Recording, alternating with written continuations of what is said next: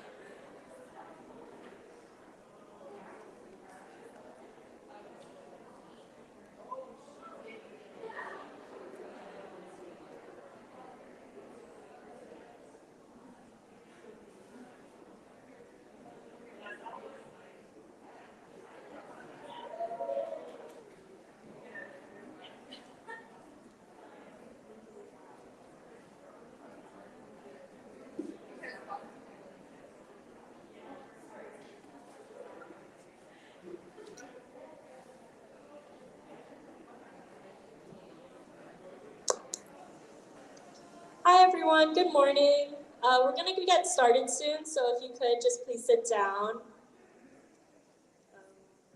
Yeah. Welcome to AthenaHacks 2022. We're very excited to have you here both in person and online. So welcome. We'll just have our opening ceremony right now with our keynote speaker as well as a few announcements. So I'd like to welcome our keynote speaker, Amy Trong. Amy Trong is a seasoned engineering leader with 20 years of experience. She has a track record of growing and developing technical teams across a very wide range of specialties, including open source, enterprise software, space tech, social media, and consumer product development in the creative, passion, and gig economies. Amy is currently leading engineering at TaskRabbit as the VP of Engineering. Prior to TaskRabbit, Amy led engineering teams at multiple tech companies through various stages of growth. And here she is to share her story. Please welcome Amy Trong. All right, I was given permission to take my mask off since I think everyone's far away from me. It's so exciting to be here. I'm so glad that AthenaHacks invited me to be here. I'm just going to say that when I was in college, I never saw anything like this. So this is just amazing. It's so encouraging to see this community of women coming together like this. And so I just wanted to share that, start off with that. So, all right, a little bit about me. Who the heck is this person that you're hearing about? So again, my name is Amy Trong. Work-wise, I am the VP of Engineering at TaskRabbit. I'm based in San Francisco. I have over 20 years of experience in engineering leadership, and I focus a lot on navigating a lot of teams and companies through change.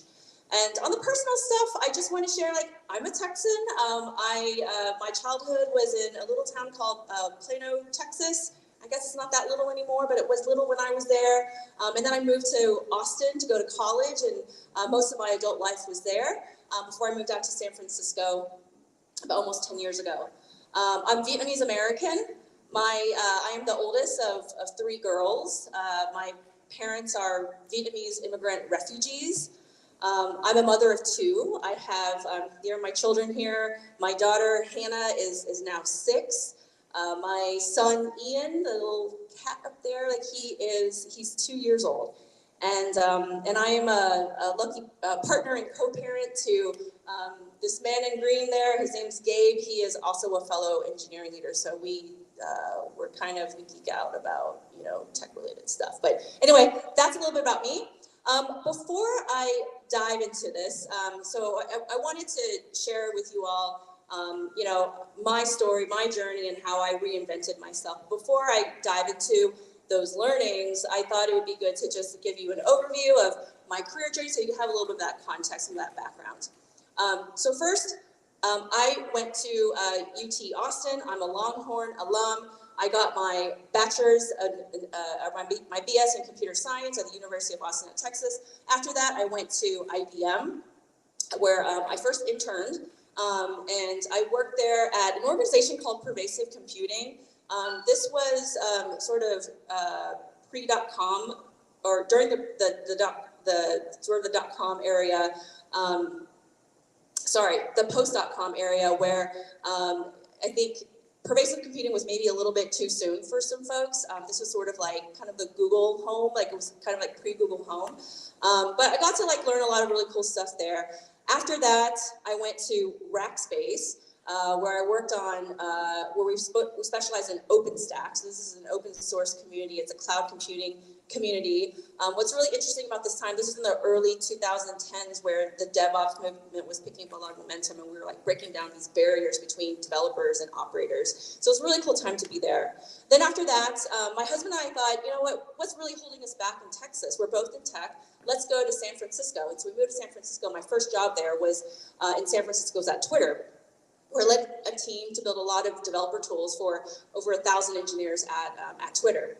After that, some of my friends at OpenStack called me up and said, hey, a lot of us are at this cool space tech startup called Planet Labs. They're building these really cool small shoebox-sized satellites. There's hundreds of them orbiting Earth, and there's petabytes of data being captured every day, and we need an engineering leader who knows how to productize all of that really cool stuff. And so I went there and worked on, built a platform to serve all of this data over the next couple of years. And then after that, I went to Patreon. So Patreon is part of the creative economy. If you're not familiar with the creative economy, the idea is that people are going to be able to make a living doing what they love. And so we have a lot of artists and creators who were able to find their financial independence on the platform, quit the jobs that they hate, and all through a platform like Patreon. So I was really excited to be able to pay out over $1 billion out to artists and creators. Now I'm at TaskRabbit, and if you know what TaskRabbit is, it's a gig economy platform. We're focused on providing ways to for people to simplify their life at home. So that is me. So let's go into this journey. But quick disclaimer: this is we're all on our own independent journey. I wanted to share my journey to hopefully spark some thinking, some ideas, maybe you need a little bit of a nudge to step out of your comfort zone, but this is not any kind of template or formula that you must follow. But I just want to share my own personal journey, and I hope you find that helpful. Next, please. Okay, so version 1 of myself, version 1 of Amy is how to become the imposter syndrome fighter. I think we all have it. I still have it, but over the years, I've learned how to manage this. So next slide, please. Okay, I'm going to embarrass myself. This is a super awkward photo of me. The person on the right is me as a kid. The other awkward kid is my youngest sister, Lily, who is now a kindergarten teacher in Austin, Texas. But when I was a kid, throughout my entire childhood, I wanted to be a doctor. That's what I wanted to be. I totally geeked out on science fair competitions. I worked on a 4-year microbiology project in competing in science fairs. But then, let's see, it was 12th grade where I realized I don't fit in.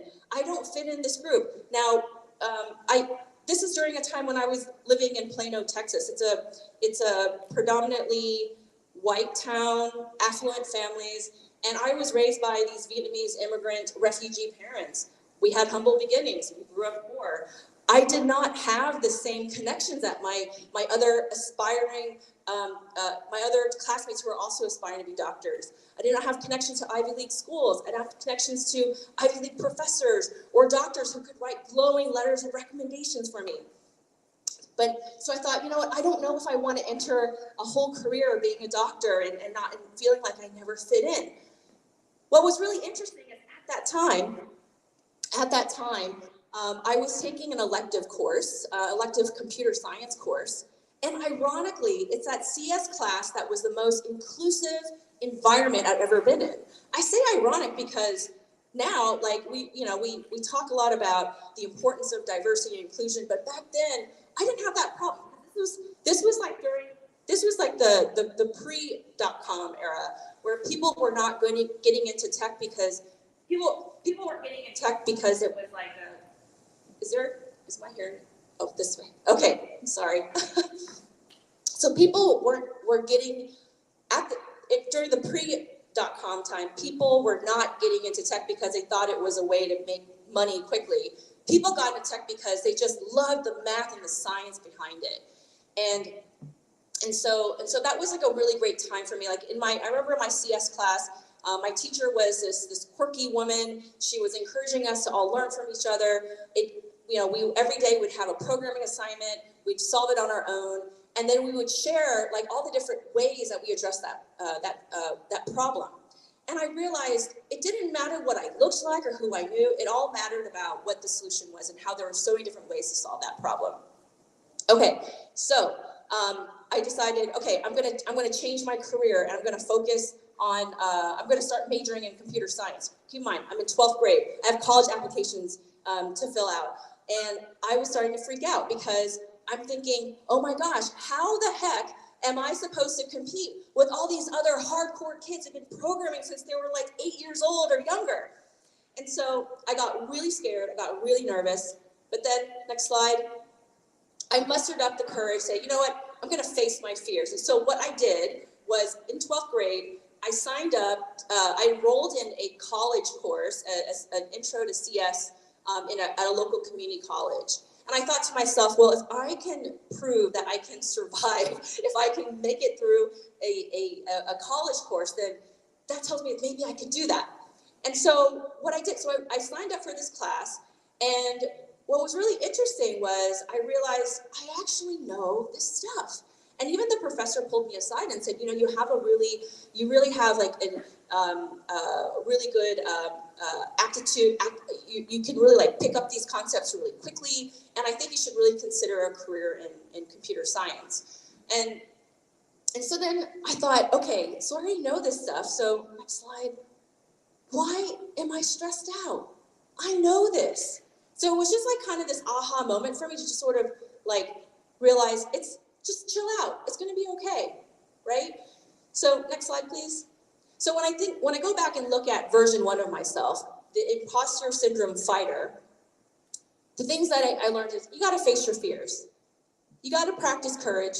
And the thing is, you might be surprised about how strong you already are.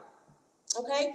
So, okay, next version of me, the new leader. So at this point, okay, I go to UT Austin, I major in computer science, I graduate, I become a kick-ass engineer.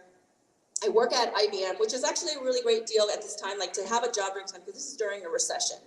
So I've proven that I can get a lot of stuff done. I'm a really talented engineer, and my manager gives me the opportunity to be a tech lead.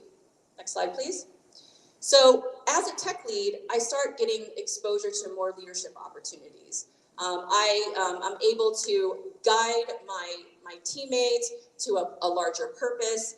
I get to do some mentoring, and I'm so excited about this leadership opportunity that I found myself spending extra hours just because I feel a lot of fulfillment. But on the flip side though, because I'm spending all this time on the growing scope of responsibilities, I have less time working on the individual contribution stuff. Like I'm still writing code and I'm still fixing bugs, but it was the quantity of that was relatively smaller than it was before. And so I started to panic. I started to feel like, oh my gosh, I'm an imposter again. I don't belong here. I have to maybe take a step back. Maybe take a step back and prove to everyone that I'm still awesome. So next slide, please. So this slide here just represents, I'm at the top of this cliff and I see all these wonderful things, but maybe I should step back and prove my worth to the rest of my team. And so I talked to my manager about that. Next slide, please. And she says, this is not an apples to apples comparison.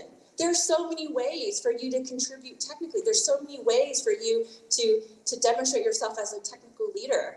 And she reminded me, your strength is actually in pulling people up towards a bigger mission. And so you should hone in on that. And so that's what I did. And that's what led me to be the leader who I am today.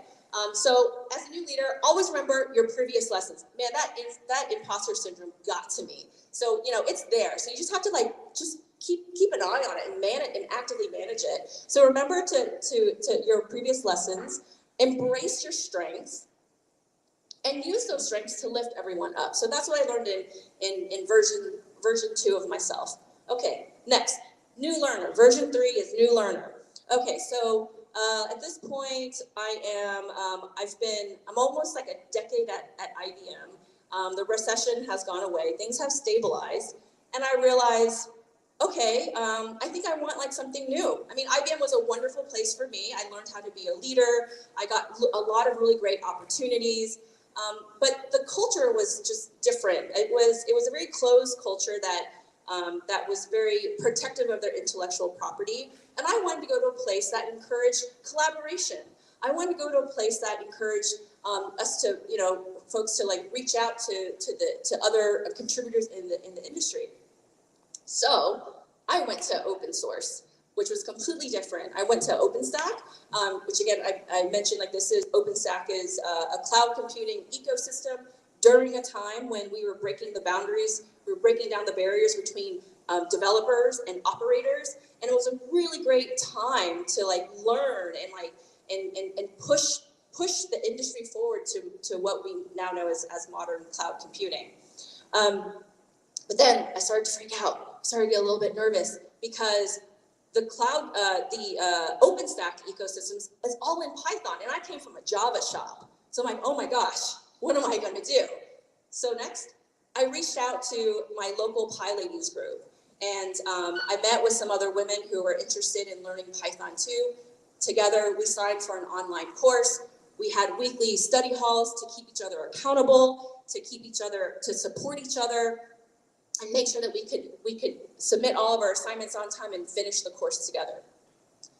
So what I learned as a new learner, it's okay to know something. It's okay to not know something. It's okay we should embrace being a forever student. And it's important to find your community because you'll need your community as you continue to learn and you don't want to get set back because of your own personal demons. It's really helpful to have this community for you. Okay, version 4, self-promoter. Okay, so next slide, please. Okay, so let's see. At this point, I have moved around a lot of different companies. I've become an engineering manager. I was able to demonstrate that I could get a lot of really great stuff done. I was successful in different environments, different industries, different technologies, but I was not getting promoted. All the other people around me, especially the boys, were getting promoted. And there are new people who are getting hired above me. I'm like, what the heck is going on? Next slide. So then what I did is I wrote my own promo packet. So a promo packet or a promotion packet is called different things at different companies. So basically, it's a collection of documentation with detailed justification on why I should get promoted. And so I just sat down and wrote a 3-page doc that summarized my accomplishments, the business outcomes, the business justification on what I would be doing in an elevated role and how that would push the business forward. And I wanted to do this, I wanted to write this in my own words so that I could make it super simple for my boss to just push us up the chain. I wanted to be as easy as pressing the easy staples button. And I'm glad that we went through this exercise because when I shared this with my manager, he said, okay, well, we were able to go deeper into some specific things that I need to work on. And it was also good for me to realize that I needed to change the way I communicate in a way that resonated with my manager. So it was a really good learning experience overall. Ideally, my manager should already do this, but that's not the world that we live in. So there's something that we have to take on for ourselves to promote ourselves. So I'm glad that we did this exercise because this exercise eventually led to my first promotion as a director. Okay, so what I learned here, version 4 of me, self-promoter, take control of your own destiny. Write your own promo packet and own it and learn from it. Okay, next slide, please. Okay, version 5 of me is the influencer, and this is something that I'm still working on, to be candid with you. So now, at this point in my career, I've become a VP of engineering, but specifically a head of engineering. And some people ask me, what is the difference between being a director of engineering versus a VP of engineering? And what I'll say is, a lot of times, assuming that VP role is actually the head of the engineering department, you're going to be working for a boss or a peer or and you have a whole group of board members who don't know your craft as an engineer. And so the most important thing that you can do is to actually connect the business to the tech and vice versa. Because what they're going to see is like the tech is just, it's like the matrix, it's just super complicated, right? Next slide. And so then I realized, okay, so the most important thing for me is to connect the tech to the business and vice versa. So for example, if the engineering team, we need to deconstruct a monolith to a service architecture, we're not doing it because it's a cool thing that all the other companies are doing. We're doing it because we're trying to solve a need for the business. We're trying to support and sustain hyper growth for the business. And it's just kind of like give you another example of this. When I joined TaskRabbit, the first couple of months, I spent a lot of time with my CEO, and my peers, and I presented this case to the board that we needed to focus on our underlying foundation to support future growth for the company. And as a result, there was unanimous consensus that we should allocate the time and the budget to focus on these things so that we can go faster. We can actually support and sustain that hyper growth for the business. And so that's the main thing, is that my role as the head of engineering is to influence my peers, my boss, everyone around me to guide the team so that we know where we're going and how we're going to do that.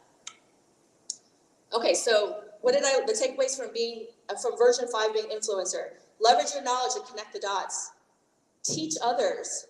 Put in the work to take everyone along. It's going to take a lot of emotional overhead, but it's something that's really important. And next, this is a quote that I say often. If you want to go somewhere fast, you go alone. But if you want to go that distance, you take the whole team with you. And so this is something that I continue to work on. Next, what is version 6? Next. I don't know. I mean, we're all learning, just like you. We're all learning here, and I think I think what's important is throughout the years, I have this toolbox with all these insights that's going to make me better and better. But I think the most important thing is to share with you all that we are all learning. Next slide. Okay, so final thoughts. Next. Tech moves fast. I wanted to share this with you because I think most of you are in the early stage in your own career journey, and so we're always learning. So just know that there's always going to be someone who knows more than you, but then you're also going to know you're always going to know something that someone else doesn't know. It's just we're all different parts of this, and so we're all going to learn together. So what I'm going to encourage you to just jump in, hang in there. And because you're all here, I think you're doing great. So, thank you.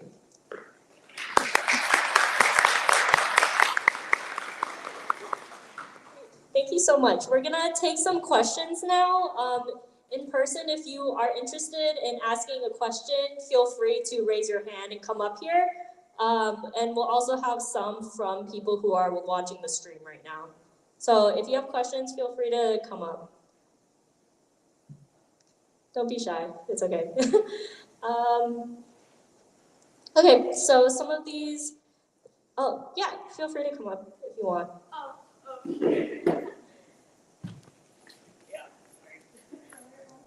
I was just wondering, when you were first getting into tech, what was your goal of achieving in tech? What was my first goal in achieving in tech? It was really simple. I just wanted a good job and prove to my parents that I could take care of myself. That was like the first thing. Maybe it's not as inspiring, but it's the honest truth. But I also, because I had just made this discovery in 12th grade, I just knew that I liked the people. I knew that these are the people, these are my kindred spirits that I'm going to be spending a lot of time. I remember telling one of my classmates in my biology class, and I said, yeah, I'm thinking about majoring in computer science. And she said, well, my mom's a computer scientist, and I just want you to know, like, she works so hard. She brings 2 lunches to work. So I just want you to know about that. And, the thing is, like, that didn't really hold me back. I thought, like, okay, but as long as, like, people are cool and you're, like, doing some cool stuff, then it's fine. But I really did not set goals for myself. I just wanted to prove that I could do it. I think it was maybe like a few years in when I, had a job, and I'm like, okay, I'm a really good programmer, I'm a really good software engineer, and I'm at this fork in the road where, like, I talk about being a new leader. I'm like, okay, what does that mean? So it was at that point when I started setting more goals for myself that I really started aspiring to be, to really lean into that leadership track, and I wanted to. So that was so I guess that was goal number 1, is like to really get into like the leadership track. And then goal number 2 was, well, there's so many different ways to show up as a leader, so many different ways to contribute. And so I wanted to work in different industries. So then you'll see that, I was in enterprise software, and then open source, and then I did social media. And so then I was like this sponge. I just want to do it all. So yeah, I hope that helps. Maybe not the answer that you had in mind, but I was just learning as I went. Great, thank you. Do we have any more questions from in person? Yeah, feel free to come up. Yeah. Can you hear me? Yeah.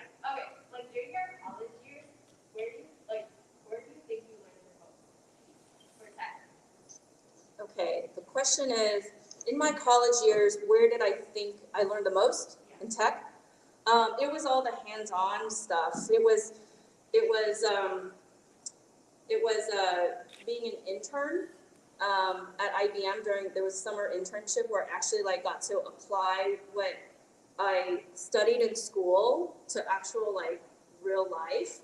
And then there was actually this other class. It was a software engineering class, which was a really interesting. It was a class that wasn't about theory and more about how you like type. So this is where we started learning about agile development, like more practical stuff. And when I look back, like it's just that applying those concepts to real world is where I learned the most.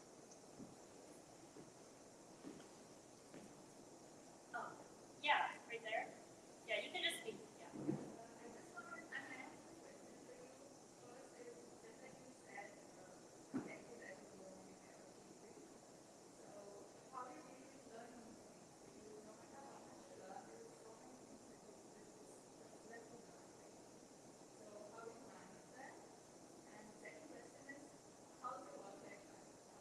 That's a good question.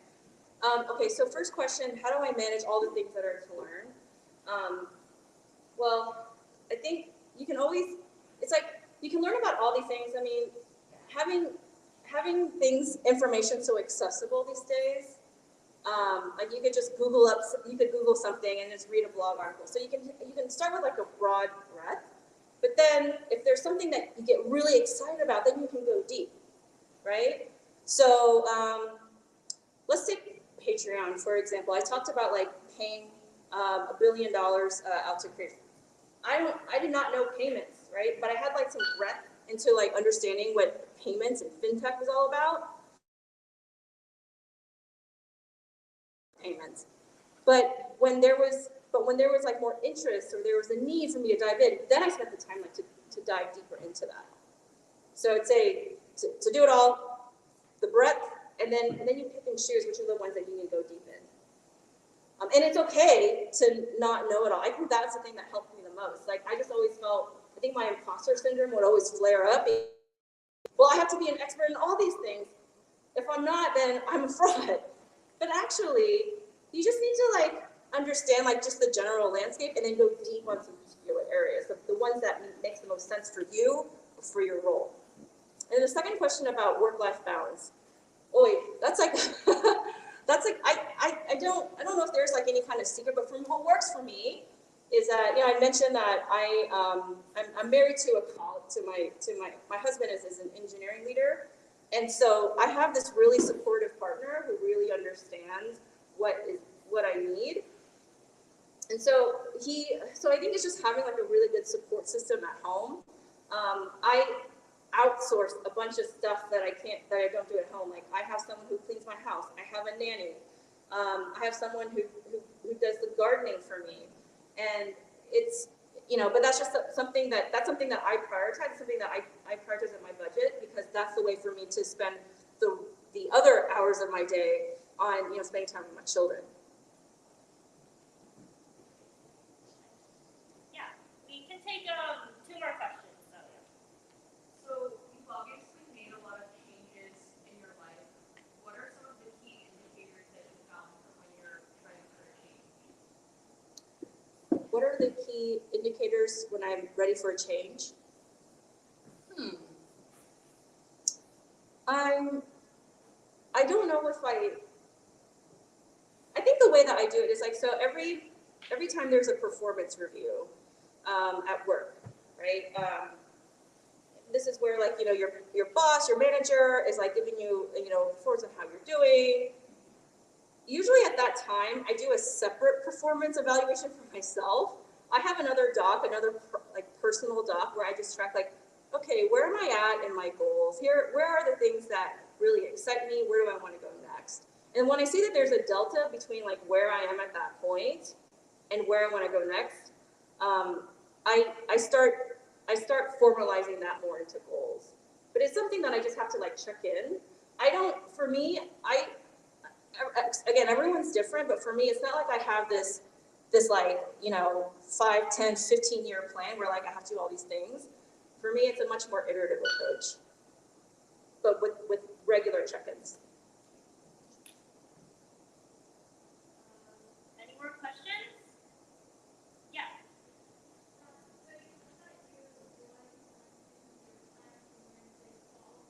I'm sorry, can you repeat that?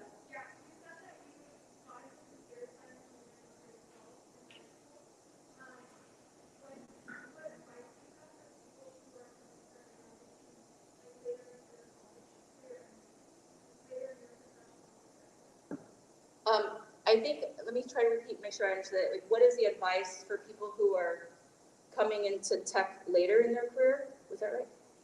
Yes.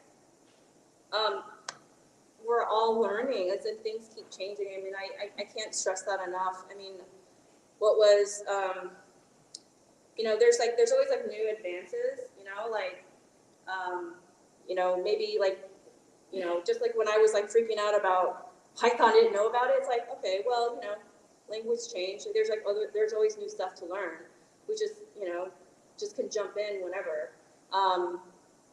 But I just the only advice is just know that it's the finish line or the starting line is always moving. And I don't say that to discourage people, but it's just more like we're all starting at the same start. So you should never feel like you're behind, because we're all learning new stuff together. Like someone who was like I mentioned like my first job was in a Java shop. The expert in Java who knows all of the J2EE standards and best practices, at this point, like, okay, fine, good for that person. But there's so many other things to learn. So I never feel like I'm behind, and we should never feel like we're behind, because there's always new things to learn.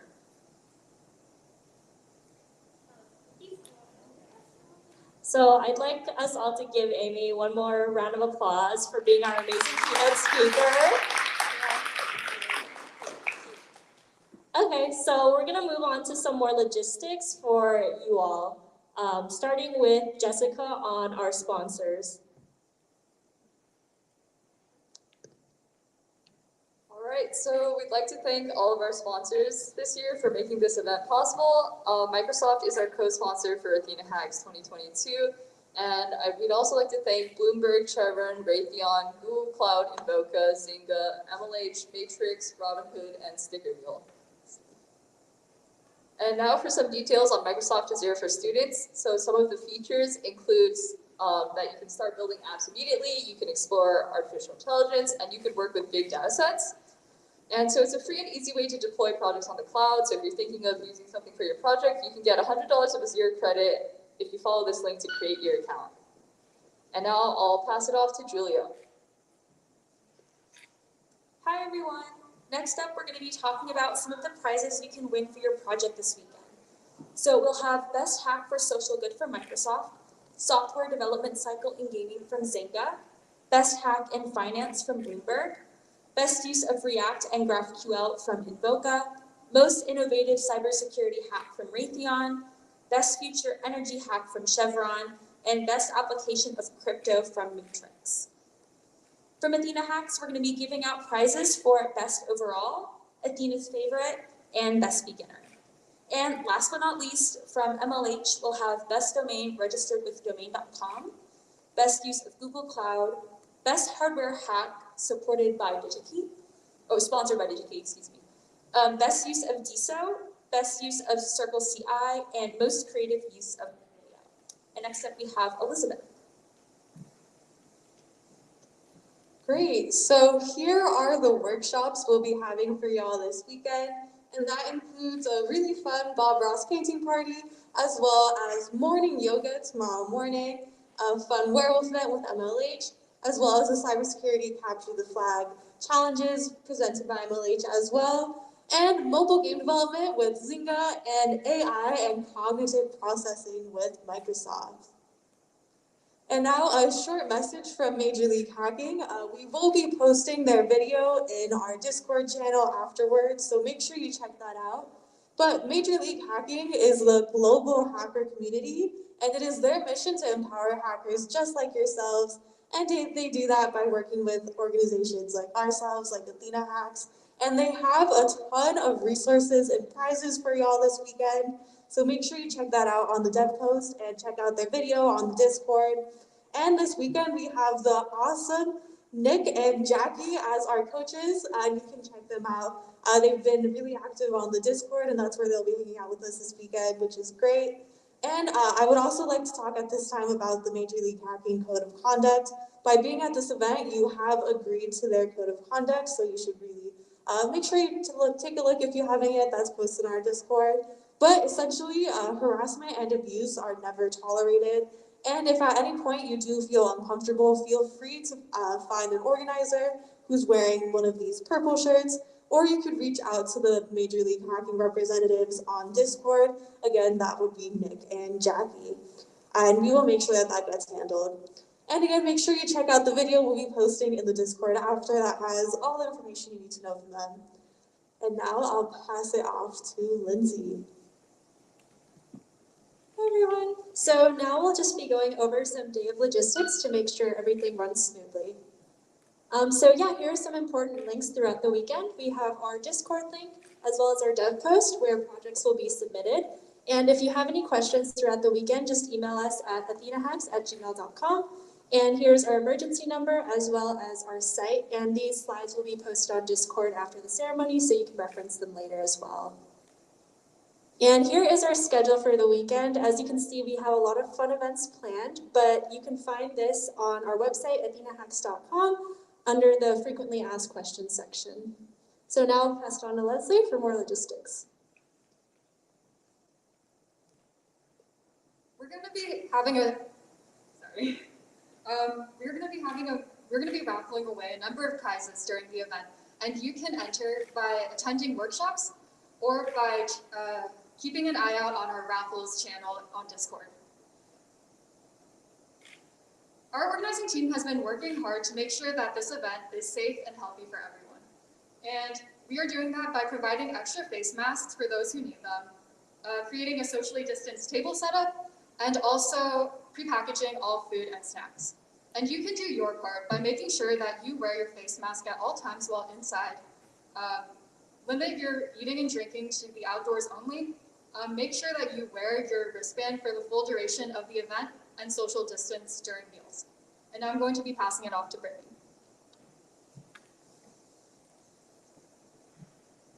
Hi everyone, I'll be doing a quick Discord how-to by going over some important channels to look out for.